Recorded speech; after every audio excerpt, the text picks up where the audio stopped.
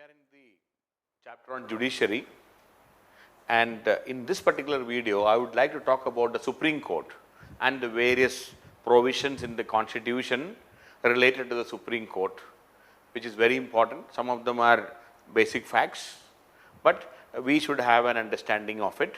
So that is where my focus will be. So the heading is the Supreme Court, various provisions in the constitution. This is what I would like to discuss.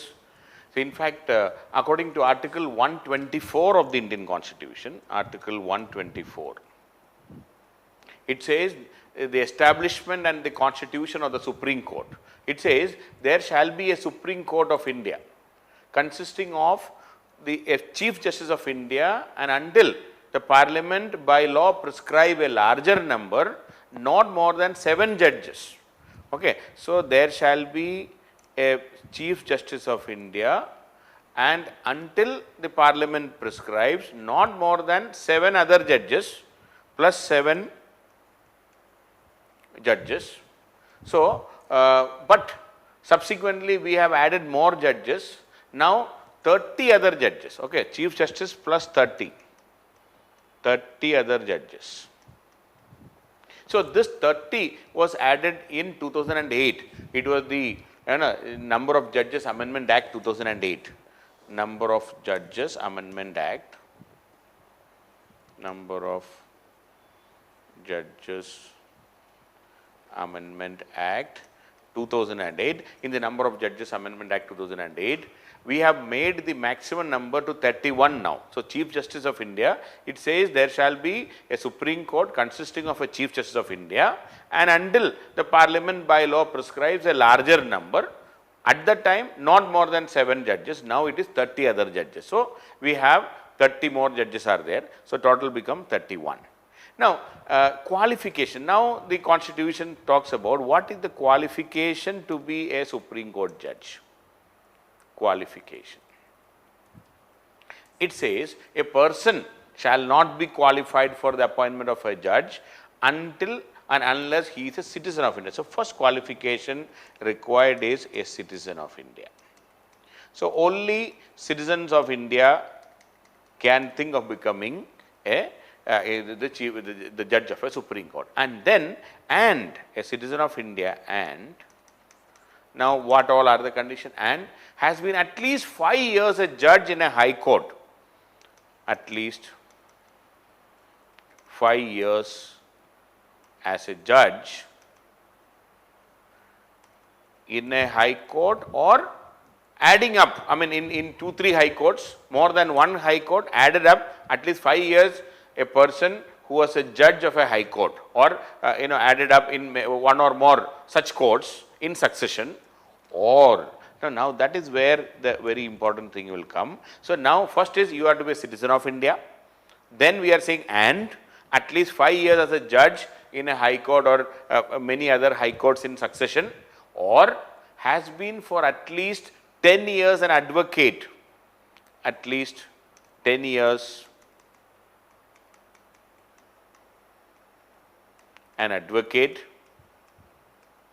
in high court or various high courts, or in a Supreme Court also. Normally it is mentioned of a high court of or 2 or more such courts in succession, that is what mentioned. So a Supreme Court judge, advocate also can be eligible, no doubt regarding this, but what is mentioned in the constitution is at least 10 years an advocate. So 5 years as a judge of a high court or many courts in succession, or 10 years an advocate in a high court or Supreme Court of course, or one more or is there, or in the opinion of the President, a distinguished jurist.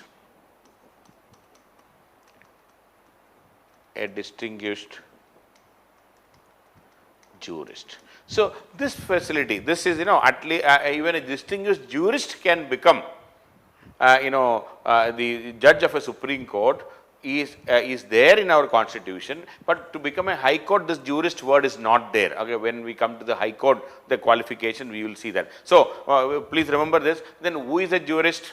A jurist or a jury is a sworn body of people or jurors convened for an impartial verdict from the common man. In fact, what is this, jury? A jury trial or a trial by jury is a legal proceeding in which a group of ordinary citizens make a decision. See, they are appointed as the jurors, okay, a group of ordinary citizens. So, what is a juror? Who is a juror or a jury system? A jury is a sworn body of people, a group of people convened to give an impartial verdict. They are not lawyers or they are not judges, they are ordinary people invited, maybe people from the various walks of life, prominent people from the walks of life, they are invited, and the jury is sworn, it's a sworn body of people, a group of people convened to provide impartial verdict on a question officially submitted to them by a court. A court will give them and tell them, you find the fact and tell me, and recommend what is to be done, and set a penalty and suggest the judgment, okay, like that. Okay, so a distinguished a person who is considered to be a distinguished jurist, who was a member of various juries, can also be I will be talking about jury separately, the jury system. I will talk about that in a separate video, small discussion I will make it. But please remember, in this particular case, I am not deviating from the topic, that is why. So, what is the qualification to be a judge? A citizen of India and at least 5 years a judge or 5 years a high court judge in various high courts, put together 5 years, or at least 10 years an advocate in one high court or many high courts put together, or Supreme Court, or a distinguished jurist. And about the jury, I will be talking. And one more point, a person can hold the office of the judge of a Supreme Court until he attain the age of 65. Until he or she attains the age of 65 years. So, till 65 years, there is no maximum number of years. Suppose a person is appointed as a Supreme Court judge at the age of 50. So, he will hold office till 65, 15 years. If somebody is appointed at the age of 60, only 5 years. So, until a person attains the age of 65, that is the condition and nothing else. So, the upper age limit is 65 years of age, but no minimum number of years. Okay, there is no maximum number of years mentioned as such. Okay, so the qualification, a citizen plus at least 5 years a judge of a high court, or 10 years an advocate in high court or Supreme Court, or a distinguished jurist, and he can hold office till the age of 65. The President of India will appoint such persons. Now, coming to the importance of the Supreme Court. Importance of Supreme Court, and it's very important, we know it very well. So, this is to maintain the supremacy of the Constitution. There must be an impartial and an independent body, okay, authority to decide on various aspects. Okay, you please remember, I always tell this, the Constitution allows the legislature to make law,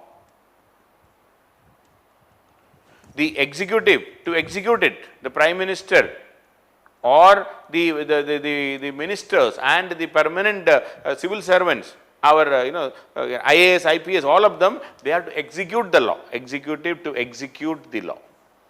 Executive to execute the law, to implement the law. Now, who will cross check whether they are doing the right thing, whether the law is constitutional or not, whether it is well within the limits of the Constitution or not, whether they are implementing it properly or not, the executives, whether they are implementing. Judiciary has the power, judiciary is given the power to verify whether the law is valid and also to check whether the executive is implementing or not. So, judiciary, Supreme Court is the highest body and the highest authority to ensure that the Constitution is not violated. The importance is Supreme Court ensures that the Parliament and the executive both are not violating the provisions of the Constitution, are not violating, okay, are not violating the provisions of the Constitution. The provisions of the Constitution. See, the Constitution is not violated. So, and that is how we will ensure the supremacy of the Constitution. So, the Supreme Court ensures the supremacy of the Constitution. Supreme Court will ensure that the Constitution is not violated. So, Supreme Court will act as an impartial body to ensure the supremacy of the Constitution, and the Parliament is not violating the provisions of the Constitution. If the Parliament makes a law which is not in the spirit of the Constitution, Supreme Court can declare the law invalid. If the executive does something which is not in the spirit of the law, the Supreme Court can declare that action invalid. Judicial review. So, supremacy of the Constitution, and that is why Supreme Court is provided with judicial review. So, it is very important. This power is given to the Supreme Court, and of course, the High Courts can also review, but the final verdict, the final opinion is from the Supreme Court. Supreme Court will, using judicial review, will ensure that the Parliament is not violating the Constitution, the executives are not violating the Constitution or the law. And also, and not only that, Supreme Court is also the guardian and the protector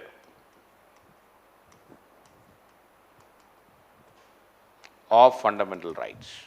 So, for us, you and me, if our rights are violated, if there is a problem, if the executive tries to violate, if the Parliament tries to violate our rights, we have no other place to go other than the Supreme Court. So, Supreme Court is the guardian and the protector of the fundamental rights. The last hope is in the Supreme Court. We have an eternal hope. We have a real hope that Supreme Court will take care. If there is a problem, we can always, it's like a guardian. We will go to the guardian and say, sir, this is our problem, our rights are violated, so please help. Supreme Court is the guardian and protector of our fundamental rights. And also, Supreme Court is the final interpreter of the Constitution. The final interpreter of the Constitution. So, if there is a confusion, if there is a ambiguity, if there are different interpretations about the Constitution, what is written in the Constitution, Supreme Court will give the final verdict. Supreme Court's interpretation is the final interpretation. And not only this, Supreme Court is also the highest and the final authority regarding any law passed by the Parliament. Supreme Court is the final authority. Final authority and the interpreter of, again, interpreter of any law passed by the Parliament.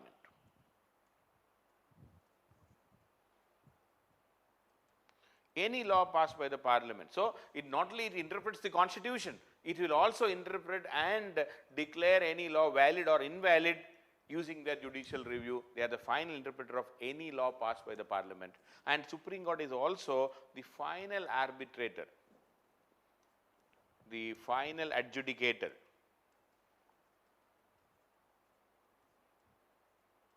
of any dispute between the center and the states, or between the states, or one state on one side and many other states on the other side.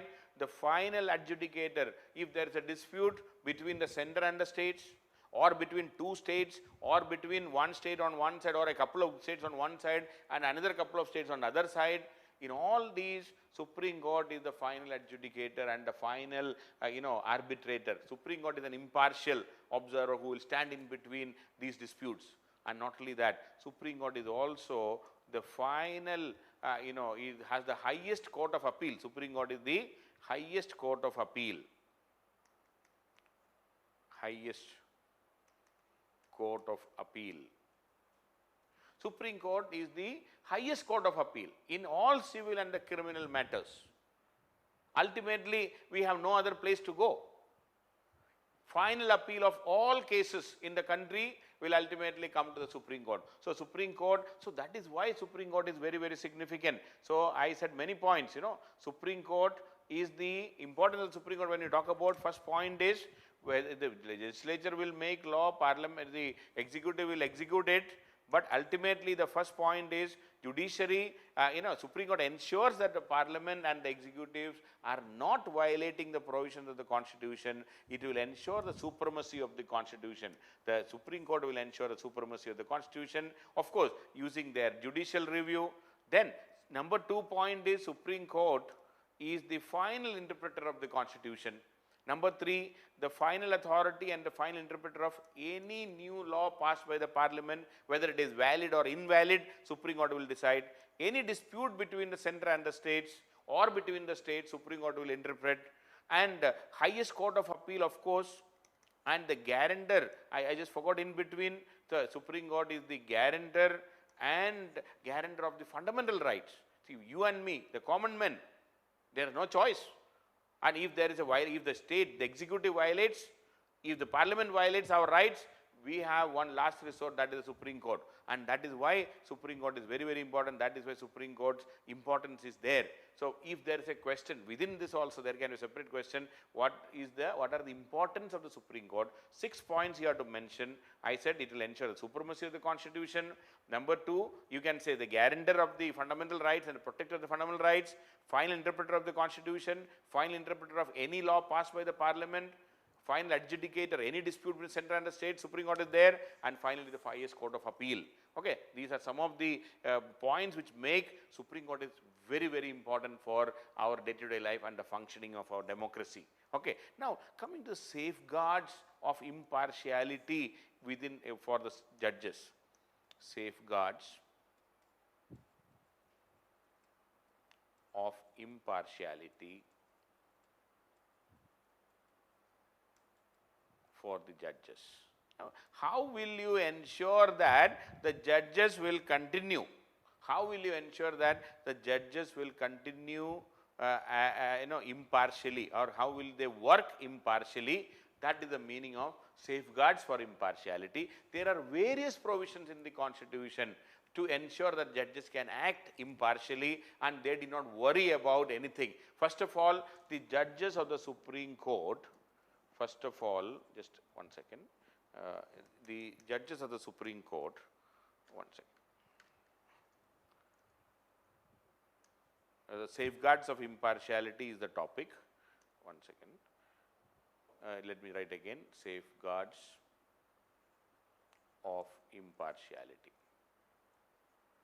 First of all, the judges of the Supreme Court cannot hold any office of profit after retirement. No office of profit after retirement.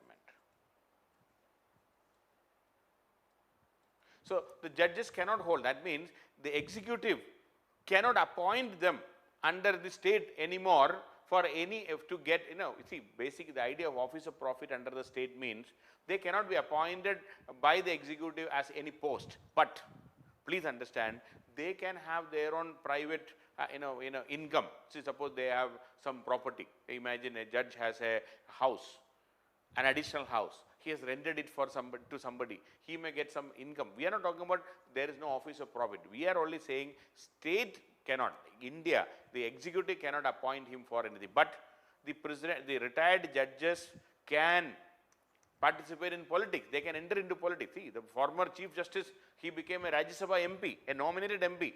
That it was. So they can become president. They can president, vice president. They can become governors. They can join politics. They can become MP, MLA. They can become ministers. There's no problem. So these posts will not come under the office of profit under state. Office of profit under state means there no executive post.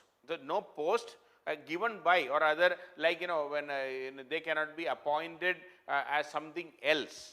Okay, where like a permanent civil servant type. But political post they can take. So you see, A former Chief Justice became an MP right now, which is against ethics. That's what we were always saying. Or another Chief Justice, he became the Governor of Kerala. I mean, he was appointed by Modi government only, Sadashivam. He was the Chief Justice of India. He subsequently took up the post of Governor. So many more judges are standing in queue, but they can be included in committees. Commissions can be appointed under them. But these office of profit means, this is what we are meaning, they cannot be appointed as not a political post, as an executive post. I mean, those posts like the permanent executive posts, they cannot be appointed in such things. Okay, so they cannot be appointed as an officer in charge of something XYZ, like an executive post we cannot do, but a political post can always be there. That's number one. Then number two, they cannot practice. Why this condition? This condition is kept to ensure that they are not searching for a job after retirement. But now our judges are doing the same thing, unfortunately, in the political sphere, which should not be there, but unfortunately they are doing it, number one. Number two, they cannot practice after retirement. No practice. No practice after retirement. So they shouldn't practice after retirement. Number three, the judges cannot be removed by the president. Now, they cannot be removed just like that. Once they are appointed, they can be removed only after a procedure prescribed in the constitution. The judges can be removed only after a procedure prescribed in the constitution. In the constitution or by law. Or by a law. Okay, so that will ensure that suddenly a judge is not removed by the president or by the executive because he has given a wrong judgment against the government. Wrong means which is not convenient to the executive. So a judge cannot be removed just like that. There is a procedure prescribed in the constitution and by law. It has to be followed. Then only a judge can. So it's a protection to the judge. Also, the salaries and expenses of the judges, salaries and expenses of the judges are prescribed, are to be charged from the Consolidated Fund of India. So these are expenses of the judges should be charged from the Consolidated Fund of India. So what do you mean by charged expenditure? Charged expenditure means no voting permitted. That means it's not that the executive will decide whether this year we will pay salary to the judges or the facilities.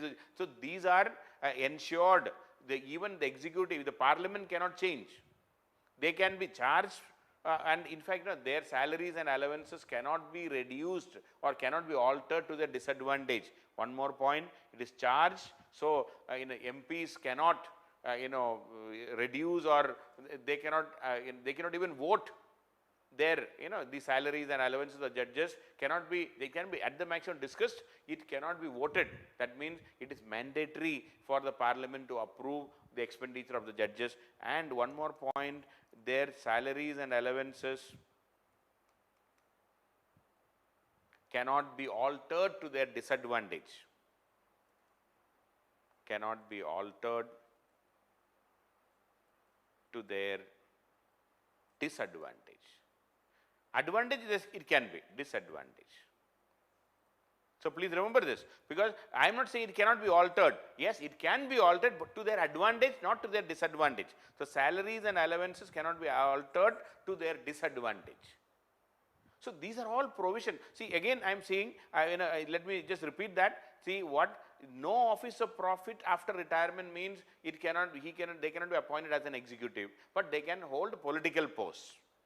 That is what the loophole everybody is misusing, number one. Otherwise, they can be appointed in committees and commissions, no problem. Number two, no practice after retirement. Number three, they can be removed only after a procedure, following a procedure prescribed in the constitution. I will be talking about that separately. Salaries and allowances can be are charged. It's a charged expenditure under from the Consolidated Fund of India, meaning no voting. It is mandatory for the Parliament to approve it. Okay, and then salaries and allowances cannot be altered to their disadvantage. These are some of the provisions which will ensure that judges can work impartially. But my comment is very straight and simple. When the judges are willing to accept these kind of posts, their impartiality is highly questioned. And judges are offered many things these days. That is why the judges are giving such judgments, which are, and nowadays, many people are talking, many independent experts are talking about this impartiality part. Even recently, Prashant Bhushan has said this.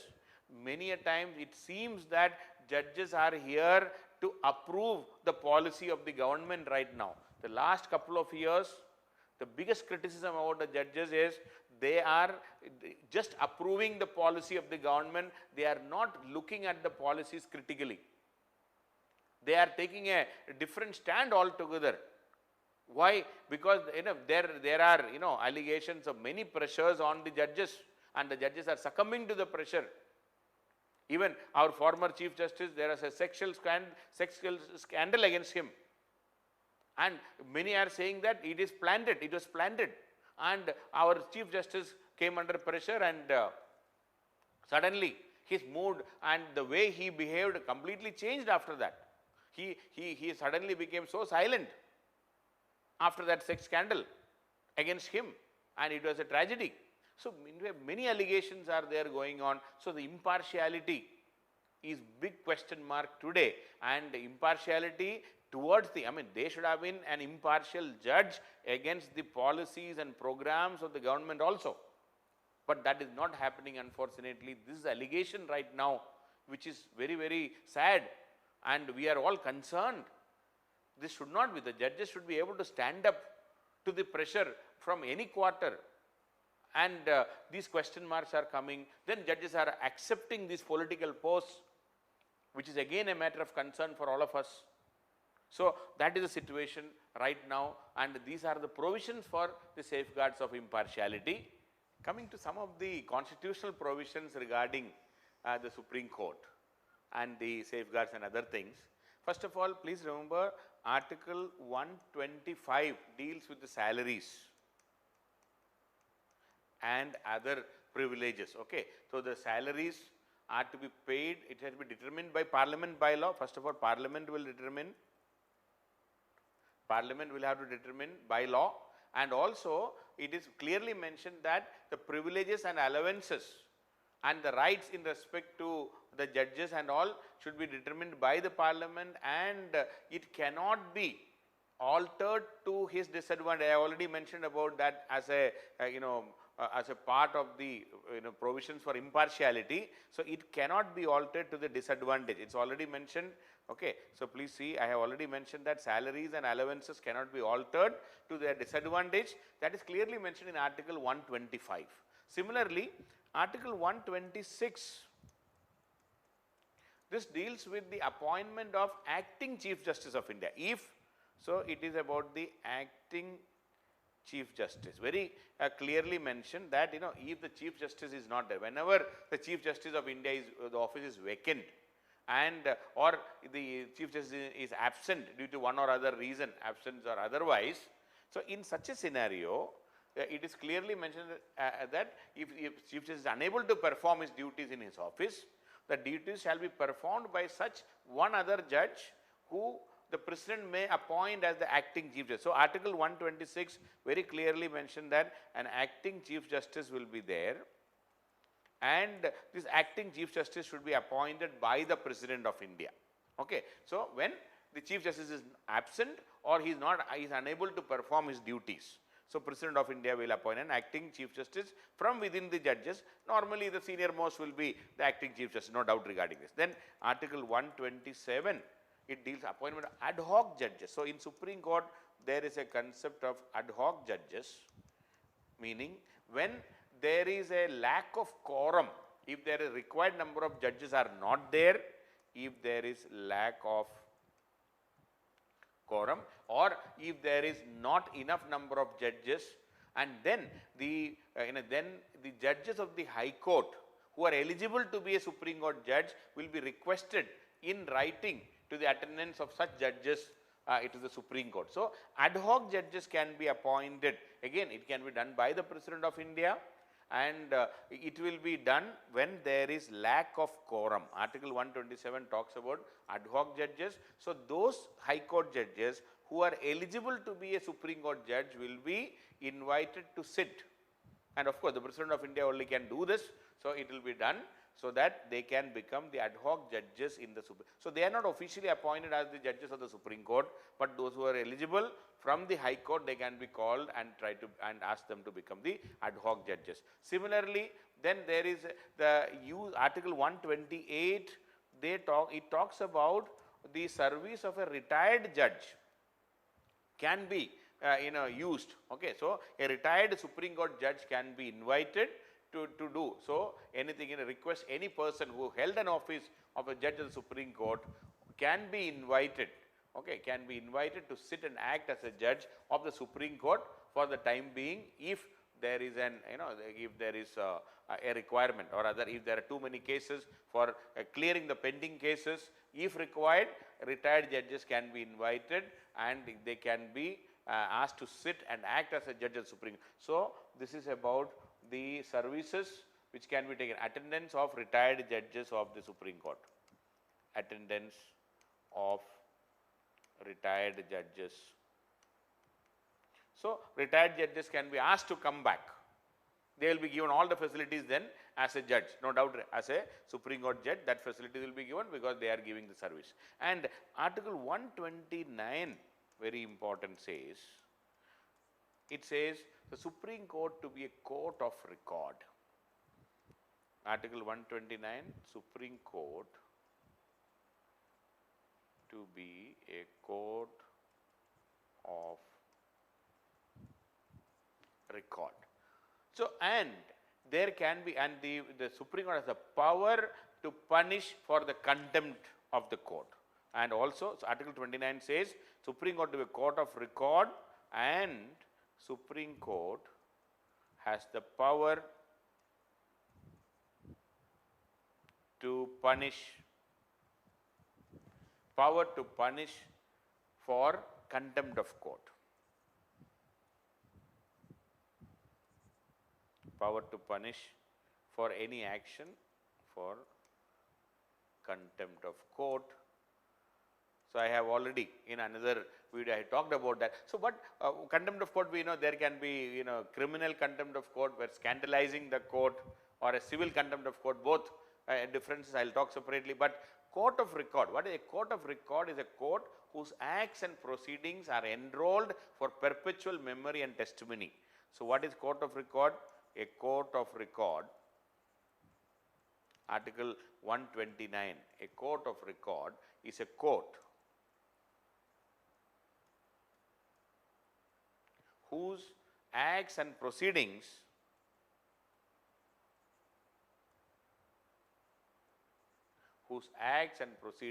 are enrolled for perpetual memory. Enrolled for perpetual memory. So, whose acts and proceedings are enrolled for perpetual memory and testimony.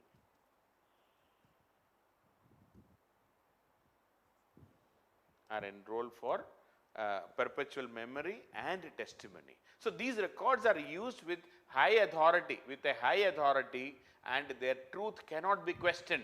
So, court of record means their truth cannot be questioned, and according to Article 129, the Supreme Court is the court of record, and Supreme Court can, or rather it includes the power to punish if the Supreme Court's order is not implemented. So, this court of record is very important, because a court of record means is a court whose acts and proceedings are enrolled for perpetual memory and testimony. So, Article 129 provides the Supreme Court to be a court of record. It is very important for us. Okay. So, that is about Article 129, and similarly Article 130. another very important article I would like to say, Article 130 says the Supreme Court shall sit in Delhi. It is to sit in Delhi or in such other places as the Chief Justice of India. Chief Justice of India will decide where to have the another sitting. If it wants to have another sitting outside, Chief Justice of India can decide, but with the approval of the President of India. Okay. So, Chief Justice of India can decide on a sitting. So, generally the Supreme Court shall sit in Delhi, but the Chief Justice of India can decide on its sitting, the place of sitting with prior approval, can decide with prior approval of the President of India. So, Article 130 deals with where to sit. Okay. And similarly, another general information which you should know, Article 141. Article 141, laws declared by Supreme Court to be binding on all courts. So, the order, the final judgment, anything, any declaration, any law declared, declared by the Supreme Court is binding on all the courts, is binding on all the courts. One simple example, see, we have seen in fundamental rights that right to privacy is a fundamental right under Article 21. So, now it is binding on all the courts. Now, no lower court can say this is not, this is the law, this is the order, or this is the, so Supreme Court's verdicts are final. Any law, anything Supreme Court, suppose Supreme Court said in one of the judgments that the right to reservation is not a fundamental right for the scheduled caste, scheduled tribe, OBC. You might have heard, I talked about that. So, now that is the law. No other lower court can say the opposite. Supreme Court decision is final. If there is a judgment on a particular issue, whatever Supreme Court said is final, that is mentioned in Article 141. So, any law declared by the Supreme Court is binding on all the courts. And Article 142 also is very important in that context. It says enforcement of decrees and orders of the Supreme Court and orders as to discovery, etc. Meaning, any decree, any order is to be enforced. Okay, and it is the duty of the executive to enforce it. It is enforceable throughout the territory of India, and if any executive is not enforcing it, it can lead to contempt of court. Okay, so Article 142 very clearly says enforcement of decrees,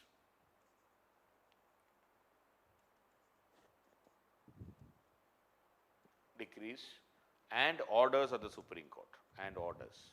See, I am specifically talking about those points which you should know. So, Supreme Court's orders had to be enforced, and who will enforce? Supreme Court will not be directly doing, it is the duty of the executive to do it, and it is the duty of the executive to enforce, and if they fail, naturally it can lead to contempt of court. And one more point so is Article 142, and one more is Article 146. It says the officers and servants and the expense of the Supreme Court. Okay. So, any officer of the Supreme Court, it is not appointed by in a general appointment. So, the appointment of officers and servants of the Supreme Court will be made by the Chief Justice of India. Please note, the officers and servants of Supreme Court are to be appointed by the Chief Justice of India. So, chief or such other judge or officer of the court, he may direct. So, Chief Justice can ask somebody to, he may give direction, or a judge to him, so Chief Justice has given this power. So, all the officers and servants of the Supreme Court are to be appointed by the Chief Justice of India, and all the expense, salary, everything will be charged upon the consolidated fund of India. The salaries, allowances, etc. will be charged upon. The way the salaries and allowances of the judges are charged on the consolidated fund of India. So any allowance, any pension or any, any salary of all these, all the administrative expense,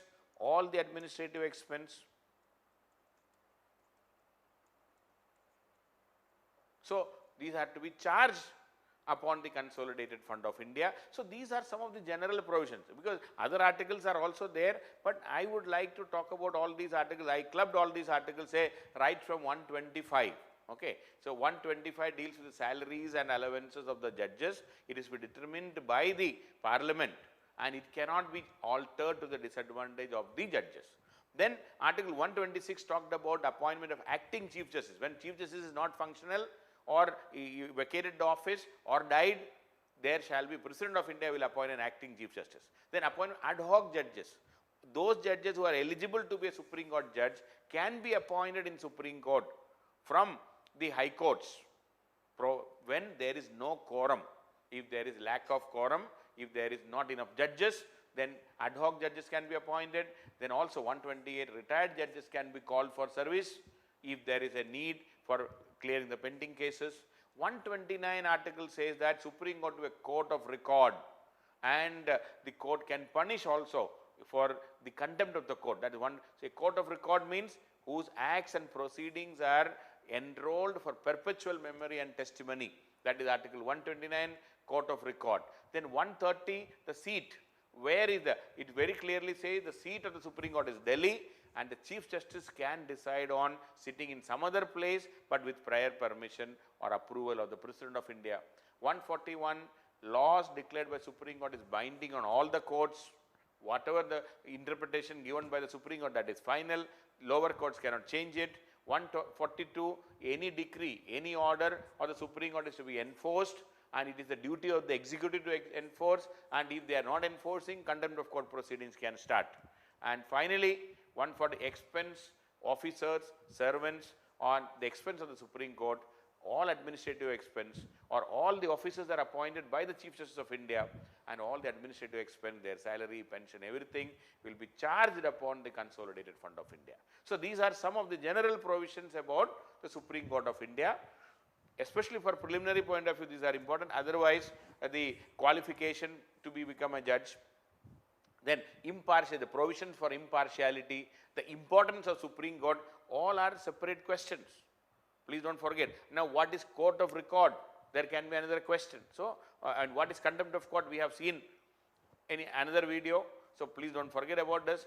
Very, very important in our exam point of view. So, that is about the general provisions about the Supreme Court. Now, I will be dealing in separate videos about the appointment of the judges, removal of the judges, then even talk about the various jurisdictions of the Supreme Court, various issues. And now we have to get into some more details. So, this is a general thing I talked. Now, I will be getting into the details in the subsequent videos.